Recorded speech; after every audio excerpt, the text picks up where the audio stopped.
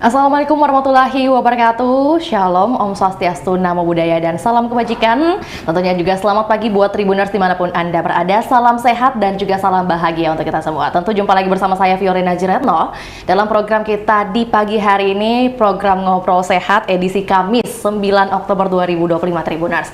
Dan tentu kita sudah mengemas perbincangan kita dengan tajuk World Sight Day, melihat dunia lebih jelas bersama Rumah Sakit Mata JSC Orbita Makassar. Dan tentu sudah hadir bersama Vio, orang kompeten yang kemudian akan membagikan bagaimana sebenarnya sebuah tema ini yang mengingatkan kita bahwa sebuah kenikmatan yang tentunya erat dengan kehidupan kita sehari-hari, yaitu mata menjadi jendela utama kita untuk melihat dunia. Nah, tapi seringkali mungkin ada permasalahan ataupun juga beberapa keluhan yang hadir, begitu ya. Nanti kita akan bahas bersama dokter kita di pagi hari ini. Dan tentunya di hari ini juga kita senantiasa juga berbahagia bisa ngobrol bersama Rumah Sakit Mata terlengkap di Indonesia Timur, yakni Rumah Sakit Mata JSC Orbita Makassar. Dan maka dari itu ada Dr. Muhammad Irfan K, MK SPM, MHPE, Vehicle selaku dokter spesialis mata Rumah Sakit Mata dari JSC Orbita Makassar. Izinkan Vio menyapa narasumber kita di pagi hari ini. Selamat pagi, Dok. Pagi. Assalamualaikum warahmatullahi wabarakatuh. Waalaikumsalam. Baik. Pagi Tribuners. Iya, baik. Sudah langsung mendapat sapaan nih dari dokter. Bagaimana kabar Dokter Irfan? Alhamdulillah baik hari ini. Alhamdulillah baik.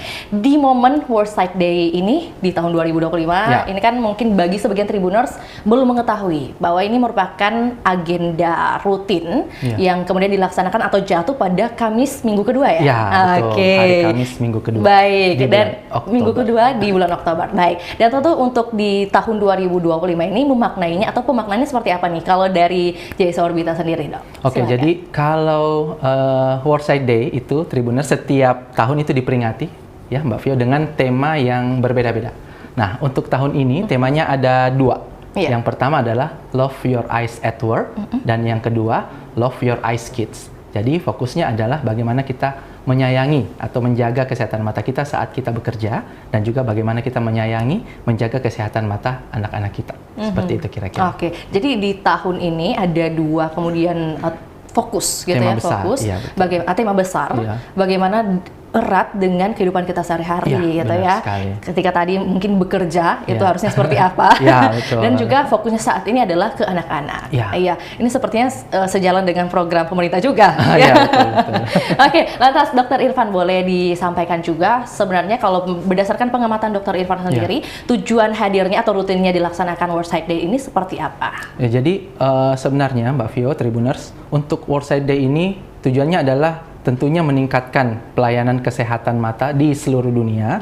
Dan juga mengurangi angka kebutaan dan gangguan penglihatan di seluruh dunia. Dengan tema yang berbeda-beda tiap tahun yang sudah dirancang oleh International Agency of Prevention of Blindness, IAPB, itu arahnya akan ke sana, bagaimana kita mengurangi kebutaan, mengurangi angka gangguan penglihatan, dan meningkatkan pelayanan kesehatan dan akses pelayanan kesehatan mata di seluruh dunia. Seperti itu kira-kira. Oke, kalau di seluruh dunia pastinya kan ada kemudian beberapa tempat-tempat. Nah, kalau di Indonesia Timur khususnya yang menjadi unggulan, layanan unggulan hadir ini ada pada Rumah Sakit Mata JSC Orbita Makassar. Gitu. Nanti kita akan ulas lebih lanjut kemudian apa saja layanan-layanan yang hadir, dan tentunya mungkin ada program-program unggulan juga. Nah, tapi sebelum sampai sana Tribuners, kalau berbicara tentang bagaimana kemudian erat kaitannya dengan kita, kehidupan kita sehari-hari, membuka, menutup mata untuk beraktivitas, kita mau tahu juga Dok, kalau di Sulawesi Selatan sendiri, khususnya di Kota Makassar,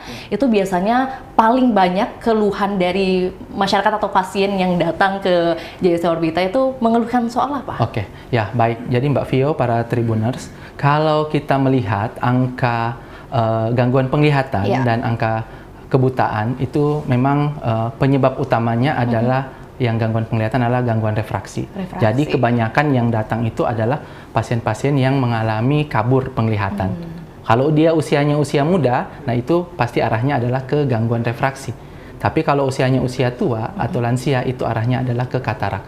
Jadi penyebab gangguan penglihatan tertinggi itu adalah gangguan refraksi, dan penyebab kebutaan tertinggi itu adalah katarak. Jadi dua kasus itu yang memang banyak datang, dan itu sejalan bukan hanya di Makassar saja, tapi juga di seluruh Indonesia itu seperti itu, bahkan di seluruh dunia itu memang angka presentasinya itu seperti itu yang paling tinggi. Berarti maksudnya dua hal ini pada umumnya memang sering terjadi di manusia manapun gitu ya? Bukan hanya di Makassar saja. Bukan hanya di Makassar saja. Oke. Tapi kalau berbicara tentang bagaimana tingkat presentasi kesadaran masyarakatnya yang ada di Kota Makassar ya, kemudian bagaimana mereka sadar akan pentingnya kesehatan mata.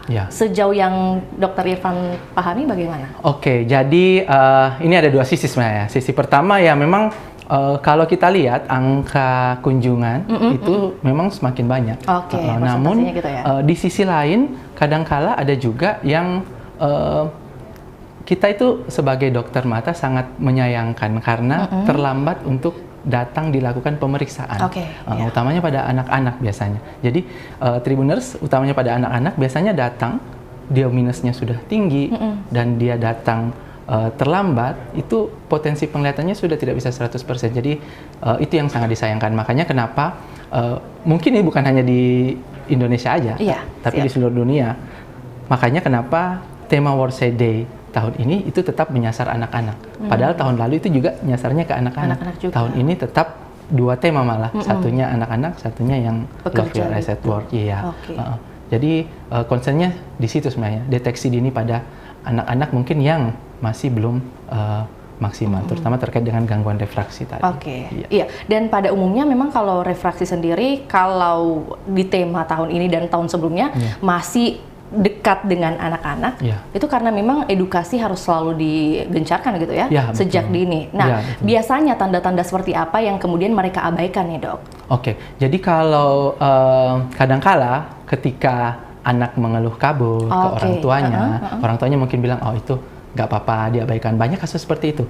Jadi orang tuanya belum memeriksakan anaknya karena tidak merasa bahwa oh dia masih bisa melihat, masih bisa beraktivitas sehari-hari. Kemudian biasanya juga tandanya adalah anak-anak itu kok nontonnya semakin dekat. Nah itu ada yang bilang, oh ini karena nonton TV terlalu dekat, akhirnya matanya minus. Padahal bisa aja sebaliknya. Karena matanya udah kabur, udah minus, akhirnya dia maju lebih dekat. Nah itu early warning untuk orang tua melihat, oh ini ada perubahan pola nonton misalnya, atau perilaku, nilai turun. Nah itu bisa juga nilai di sekolah turun. Jadi kami di Perdami, di Perdami seluruh Indonesia itu ada seksi penanggulangan gangguan refraksi, itu melakukan penelitian juga terkait nilai-nilai pelajaran dari anak-anak ini yang matanya minus dan tidak minus itu memang berbeda. Seperti itu. Jadi sebenarnya menyangkut banyak hal, tidak hanya kehidupan sehari-hari, tapi juga bahkan sampai ke pendidikan. Makanya kenapa penting di anak-anak. Kemudian kalau tadi pendidikan sudah dibahas, ini kan era digital.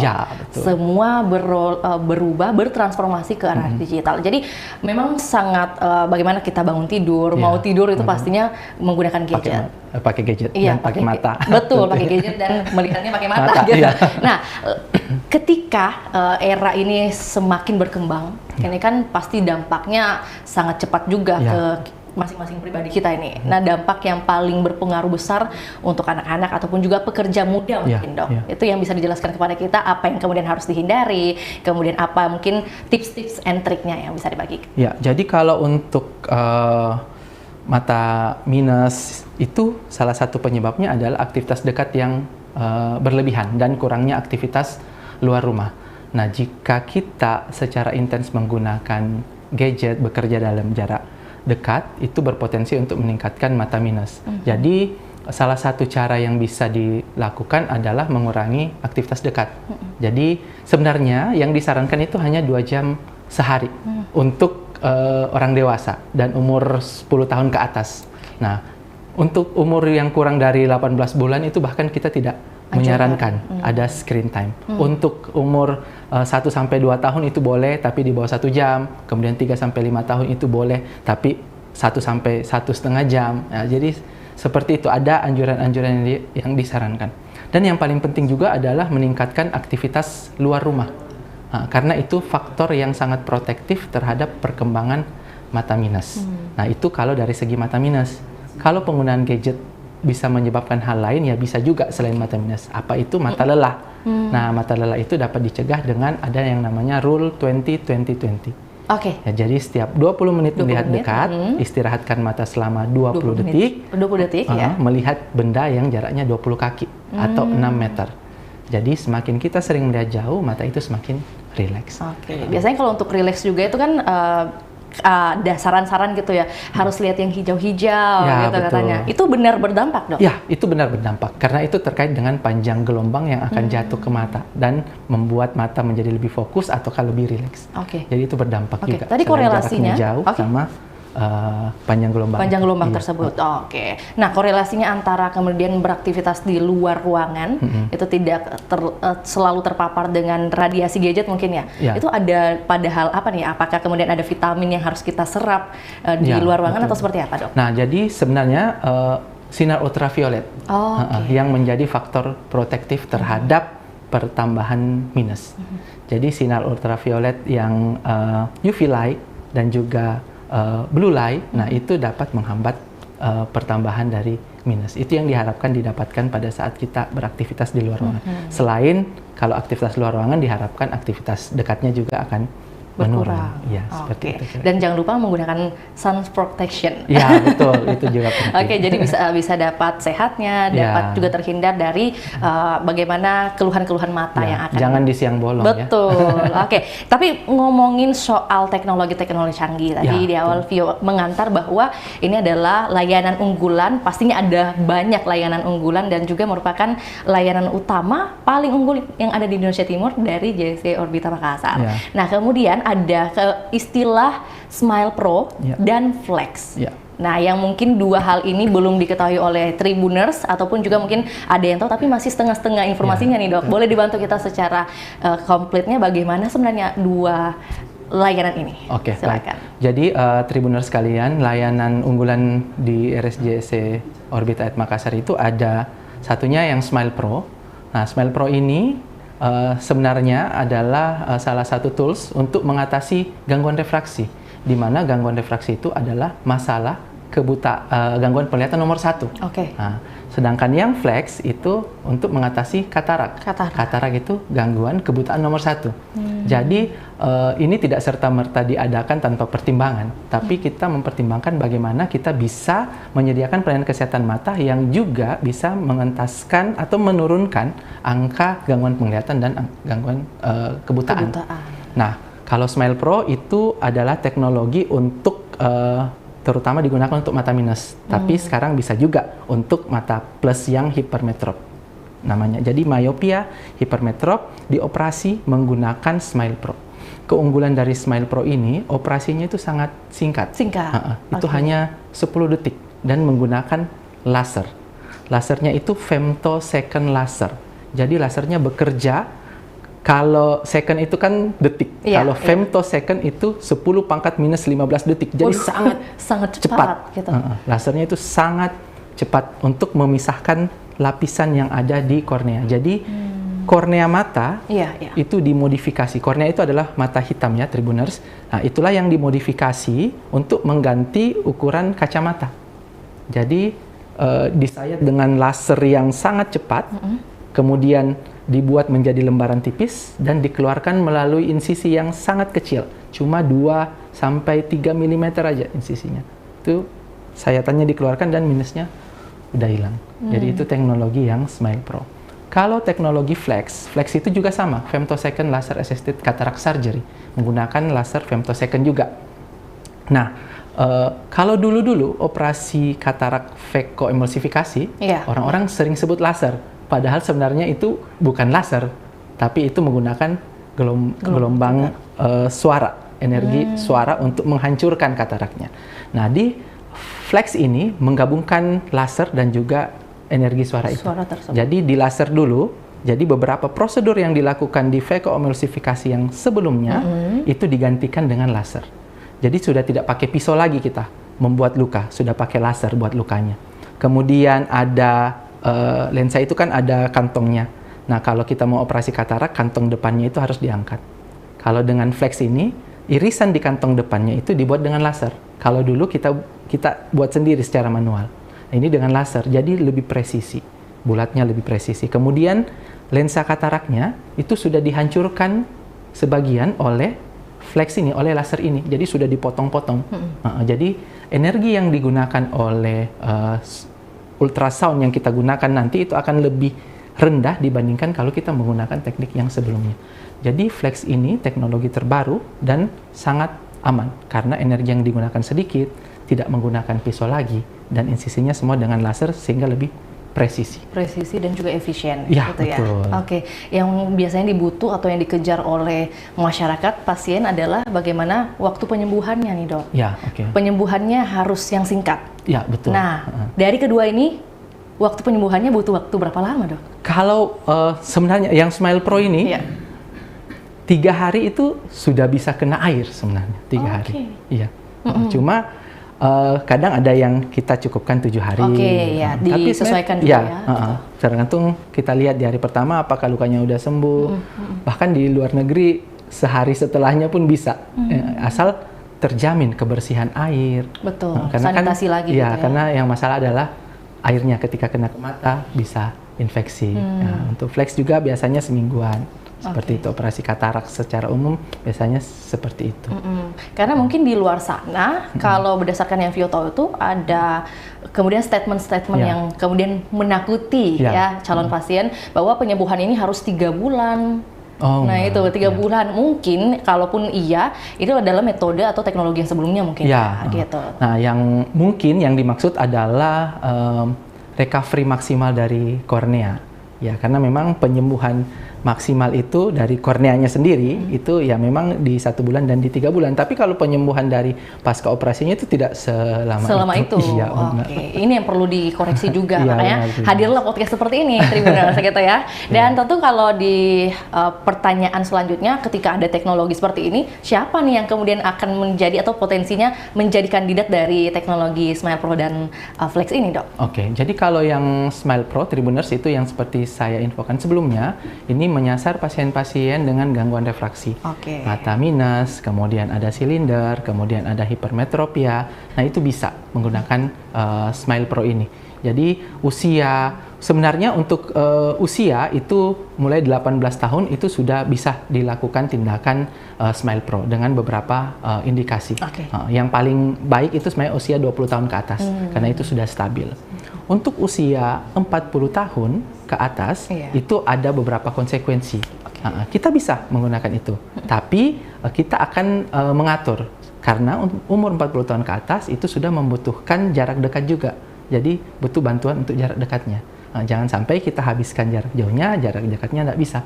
Tapi sekarang teknologi sudah canggih. Di RSJC Orbita juga sudah ada teknologi canggih. Jadi bukan hanya Smile Pro, bahkan ada juga namanya LASIK Presbyon. Nah, itu untuk umur 40 tahun ke atas. Jadi minusnya bisa kita kurangi, jarak dekatnya juga bisa dapat. Seperti itu. Jadi untuk teknologi LASIK ini, itu sebenarnya sudah bisa. Semua usia di atas 18 tahun itu bisa dilakukan teknologi ini. Yang ada gangguan refraksi. Tapi tetap ada beberapa pemeriksaan yang harus kita lakukan untuk menentukan apakah pasien ini cocok sebagai kandidat atau tidak. Karena ada syarat-syarat yang harus dipenuhi. Tapi secara umum sih semuanya lolos-lolos saja ya. Mungkin 95% kalau di screening itu akan lolos. Kemudian untuk flex itu bisa dilakukan untuk semua prosedur katarak. Paling hanya sedikit saja ada beberapa, misalnya yang ada betul-betul masalah kataraknya di luar katarak yang biasa. Nah itu mungkin agak sulit. Namun dengan teknologi kadang kita bisa adjust, kita bisa atur sehingga walaupun ada masalah di matanya, kita masih tetap bisa gunakan teknologi flex ini. Jadi berarti secara sederhana kalau si Smile Pro ini memang untuk khusus tindakan gangguan refraksi. Untuk umurnya itu sudah bisa mulai 18 tahun, tapi amannya di umur 20 tahun. Gitu ya. Berarti harus menunggu dulu gitu, Dok. Tapi kalaupun sebenarnya untuk kebutuhan, misalnya mau daftar sekolah, mau kedinasan, nah itu umur 18 tahun itu sudah bisa kita lakukan. Iya. Oke, siap. Dan kalau untuk flek sendiri adalah tindakan untuk gangguan katarak gitu. Iya, Jadi dua hal yang berbeda, bukan satu tindakan tapi bisa untuk semua gitu ya, Dok? Iya. Jadi beda penyakit ya, beda juga siap. teknologi. Beda tindakan ya. Oke. Kalaupun ada layanan lainnya mungkin yang menjadi unggulan dari JC Orbita Makassar, ada hal apa lainnya nih, Dok? Kalau di RSJC Orbita Makassar selain ada banyak sih kita unggulannya ya. Kalau untuk di refraksi yang tadi itu ada selain Smile Pro, kemudian Flex, ada juga LASIK Presbyon yang sebentar lagi mungkin akan launching ya. Kemudian juga kalau kontak lensa ada Ortho-K kontak lensa, kemudian ada protesa juga untuk layanan yang misalnya matanya ada gangguan secara kosmetik, itu bisa menggunakan protesa. Jadi banyak layanan-layanan unggulan di RSJC. Itu yang saya sebutkan tadi itu salah satu dan beberapa layanan unggulannya. Oke. Iya. Tapi yang hari ini kita bahas kemudian bagaimana yang kemudian dekat sekali dengan kita gitu, betul. Dan sering menjadi keluhan. Oke. Dan kalaupun ada yang ingin melakukan tindakan laser tersebut tapi masih takut nih, Dok ya. Sebenarnya seberapa aman sih tindakan laser tersebut? Kalau tadi efisien, kemudian lebih presisi. Nah, hal menakutkannya ada di mana nih, Dok? Saya bingung ya jawabnya kalau hal menakutkannya ada di mana. Karena sebenarnya itu selama ini sih aman-aman aja dan harusnya sih nggak ada hal yang menakutkan ya. Karena sebelum prosedur juga semuanya kita periksa ya, Tribuners, semuanya kita periksa. Kalau safe baru akan kita lanjutkan ke tindakan. Tindakannya juga menggunakan alat yang canggih dengan sistem yang robotik. Dan tadi kalau Mbak Vio dengar lasernya itu sangat cepat. Jadi kenyamanan pasien itu sangat terjaga dan juga resiko komplikasi itu juga sangat minim. Sangat minim sekali. Berarti kalau pertanyaan seberapa aman, pastinya sudah dipastikan aman ya? Iya, aman. Nggak mungkin kita treat ke manusia kalau nggak aman. Oke, betul. Kalau tadi pun ada informasi yang dibagikan soal tindakan untuk gangguan katarak nih, Dok ya. Biasanya ada sebutan juga dengan lensa tanam. Nah, ini lensa tanam ini masih awam saya dengar, tapi ada beberapa orang ataupun momen saya mendengar hal tersebut. Boleh dijelaskan lensa tanam itu kayak gimana sih? Ya, jadi Mbak Vio, Tribuners, lensa tanam itu sekarang merupakan hal yang wajib kita sertakan pada saat prosedur operasi katarak. Jadi setelah operasi katarak, lensa yang awalnya kan kita ambil karena sudah ada katarak, jadi lensanya kan dikeluarkan. Nah, kan nggak ada lensanya lagi matanya. Nah, akhirnya kita tanamlah lensa ke dalam. Nah, itu untuk menggantikan fungsi lensa yang sebelumnya, yang katarak. Karena kalau kita nggak tanam lensa, setelah operasi pasti penglihatan akan buram. Nah, jadi kita tanamlah lensa. Nah, sekarang perkembangan lensa tanam ini juga sangat berkembang. Jadi dulunya misalnya cuma ada yang bisa untuk satu fokus saja. Sekarang untuk silinder juga sudah ada. Kemudian cuma bisa untuk jauh saja. Sekarang jauh dekat juga sudah ada, namanya multifokal. Nah, jadi untuk silinder namanya lensa tanam toric. Jadi biasanya kita sebutnya IOL, intraocular lens. Jadi ada IOL yang monofokal untuk satu fokus saja, ada yang multifokal, kemudian ada yang toric dengan silinder. Seperti itu. Kemudian ada juga sih yang namanya aspheric dan spheric. Sekarang sudah banyak teknologi. Bahkan sudah ada juga yang menyertakan filter untuk UV light dan lain-lain. Itu perkembangan teknologinya sudah sangat pesat. Kemudian ada juga lensa tanam sebenarnya ya. Kalau kita tanya tadi salah satu program unggulan juga, lensa tanam yang ditanam itu tapi kita belum mengeluarkan kataraknya. Jadi untuk yang minus-minus tinggi, yang belum bisa atau tidak masuk syarat untuk LASIK, tidak memenuhi syarat untuk tindakan LASIK, dan juga belum katarak, sayang kalau kita ambil lensanya, jadi ditanamkan lensa di atas lensa aslinya.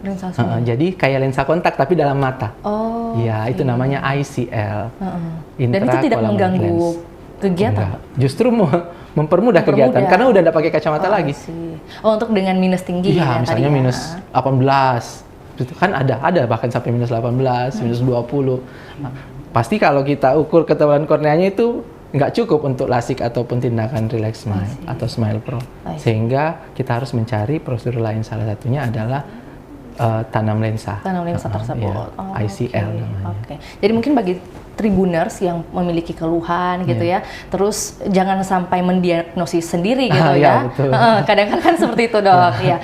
Jadi langsung saja datang ke JSC Orbita Makassar, baik itu di Klinik Utama Makassar yang di Jalan Andi Pangeran Veterani, ataupun juga di rumah sakit matanya nih yang ada di Jalan Masjid Raya. Oke. Dan ini kan kalau dengan adanya teknologi seperti ini, tadi kita sudah bahas bagaimana prosedurnya, cara ataupun juga waktu pemulihannya. Kemudian, seberapa antusiasme dari masyarakat itu di Kota Makassar sendiri? Mungkin persentase aja ya dok? Kalau misalnya kita antusias itu sangat antusias ya. Saya lihat antusiasme itu cukup tinggi untuk tindakan, baik tindakan lasik maupun tindakan flex ini. Tadi, ya, apalagi dengan teknologi yang sangat canggih, aman, dan ini seperti bola salju lah ya. Jadi awalnya mungkin 1-2 kemudian memberitahukan ke banyak pasien pengalamannya, experience-nya. Akhirnya jadi banyak banget sekarang yang antusias untuk lakukan tindakan. Bahkan kadang ada yang sayang sekali tidak lolos screening, padahal sudah datang dari jauh. Itu kita juga tidak bisa mengambil resiko karena kita mengutamakan keamanan dari pasien. Jadi selain penggunaan teknologi yang canggih ini, kita juga mengutamakan keamanan dari pasien seperti itu. Tapi kalau dilihat antusiasme, sangat antusias. Pasiennya tidak hanya dari Makassar saja, bahkan dari luar Pulau Makassar, dari Papua, dari Sulawesi, dari Kendari, dari Maluku itu berdatangan semua untuk melakukan prosedur ini. Oke, karena tadi sesuai tagline-nya bahwa ini merupakan rumah sakit ataupun juga klinik utama mata gitu yang terlengkap di Indonesia Timur gitu. Makanya semua berbondong-bondong datang ke Makassar. Oke.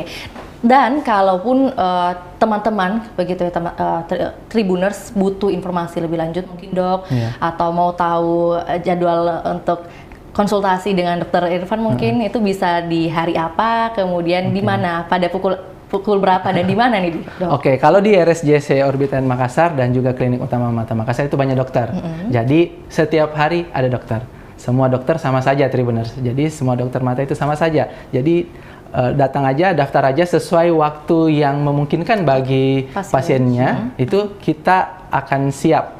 Jadi bahkan di hari Minggu pun kita buka Sunday Clinic. Jadi itu kita tetap melayani di hari Minggu. Nah, bisa di JSC Eye Hospital itu ada websitenya, jadi nanti bisa dibuka websitenya. Kemudian di situ ada nama dokter bisa dipilih dan jamnya bisa dipilih di situ. Jadi kita tinggal searching mau rumah sakit JSC yang mana. Kita misalnya lagi tidak di Makassar, di luar Makassar juga bisa. Jadi misalnya ada di Kendari, bisa juga di Kendari juga ada JSC Orbita. Kemudian di Surabaya ada JSC juga, di Jakarta ada JSC juga. Jadi dimanapun bisa karena kita terlink satu grup. Jadi di website itu semuanya ada. Jadi kita tinggal pilih. Jadi sudah tersebar di seluruh Indonesia. Iya. Tadi Dr. Irfan kan ada sempat bahas soal screening, screening yang sesuai kebutuhan pasien. Itu misalnya pasti disesuaikan dengan umurnya juga. Betul. Itu biasanya durasinya paling lama dalam setahun harus 2 kali kah? Ataukah 1 tahun sekali, atau per 6 bulan, atau per 3 bulan? Ya Mbak Vio, yang saya maksud dengan screening tadi adalah screening sebelum tindakan. Ya betul. Namun kalau yang terkait pemeriksaan seberapa sering kita harus mengecek mata kita, ya walaupun tidak ada kondisi atau keluhan, itu sebaiknya dicek setiap 1 tahun sekali. 1 tahun sekali. Itu kalau orang dewasa minimal 2 tahun sekali, dan pada lansia sebaiknya 1 tahun sekali minimal. Untuk anak-anak juga begitu, setahun sekali. Kecuali sudah ada kondisi khusus, misalnya dia sudah minus tinggi, itu biasanya kita cek 6 bulan sekali. Atau misalnya sudah ada penyakit saraf mata karena gangguan diabetes, nah itu biasanya ada yang tiap 6 bulan, bahkan ada yang tiap 3 bulan sekali, itu harus dilakukan screening. Tapi minimal itu ceklah setahun sekali, kalau walaupun nggak ada keluhan. Gitu. Ini saya tanyakan mewakili Tribuners dok, tapi sebenarnya saya mau bertanya, karena kan kita sekarang ada gangguan refraksi, ada minus, silinder, dan mungkin di luar sana juga seperti sama dengan Vio, belum melakukan screening atau pemeriksaan nih. Makanya tadi rekomendasinya harus minimal 1 tahun sekali gitu ya. Kalau lansia mungkin lebih baik juga 1 tahun sekali juga. 1 tahun sekali, Bahkan ada beberapa kondisi bisa tiap 6 bulan. Lantas untuk di tahun ini World Sight Day 2025, pesan yang ingin Dokter Irfan tekankan atau highlight gitu ya, yang menjadi sorotan itu perihal apa, Dok? Silakan. Ya, jadi bagi Tribuners, hal yang paling penting itu adalah menjaga kesehatan mata kita. Kenapa? Karena hampir semua aktivitas ataupun hampir semua informasi yang kita peroleh itu dari mata. Jadi akan sangat sayang jika nanti mata kita itu rusak hanya karena kita tidak memeriksakan secara cepat dan penyakitnya tidak bisa dideteksi dengan cepat. Karena kita tahu 80% gangguan penglihatan ataupun kebutaan itu dapat dicegah. Jadi setidaknya kita periksakan mata secara rutin. Selain itu, saya ingin menyampaikan lagi pesan dari World Sight Day tahun ini adalah love your eyes at work dan juga love your eyes kid. Jadi usahakan pada saat kita bekerja, kita itu menjaga kesehatan mata dan usahakan juga apabila kita mempunyai anak-anak di rumah, kita memeriksakan kesehatan mata anak kita secara rutin. Mungkin itu yang bisa saya sampaikan. Oke, terima kasih banyak Dokter Irfan. Jadi semoga momentum dari World Sight Day 2025 ini bisa menjadi pengingat kita bahwa seperti quote di luar sana, dunia yang indah ini hanya bisa dilihat dengan mata yang sehat. Ya, terima kasih banyak Dokter Irfan. Sehat, sukses selalu juga buat Dokter Irfan dan juga JSC Orbita Makassar. Baik, terima kasih juga buat Tribuners yang hingga saat ini setia menyaksikan program Ngobrol Sehat edisi Kamis 9 Oktober 2025. Semoga informasi yang kami bagikan ini sesuai dengan kebutuhan atau juga bisa bermanfaat positif bagi kita semua. Akhir kata, saya Fiorina Jeretno mewakili Dokter Irfan dan juga tim pamit undur diri. Selamat siang dan sampai jumpa. Assalamualaikum warahmatullahi wabarakatuh. Waalaikumsalam. Bye. Download Tribun X sekarang. Menghadirkan lokal menjadi Indonesia.